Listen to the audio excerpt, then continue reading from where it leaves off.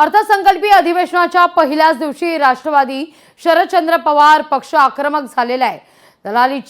दलाल पत्रिकेच्या माध्यमातून सरकारचे 11 घोटाळे उघडकीस आणलेले आहेत। सत्तेतून पैसा आणि पैशातून सत्ता असंच महायुती सरकारचं सूत्र असून आता या पैशातून महाराष्ट्राचा स्वाभिमान विकत घेण्याचे हे मनसुबे आहेत, असा हल्लाबोल रोहित पवार यांनी केलेला आहे।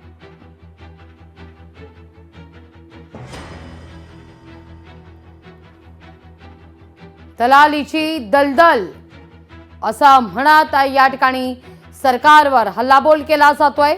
दूध घोटाळ्याचा सुद्धा या ठिकाणी उल्लेख करण्यात आलेला आहे। रुग्णवाहिका घोटाळ्यासंदर्भात देखील ते भाष्य करतायत।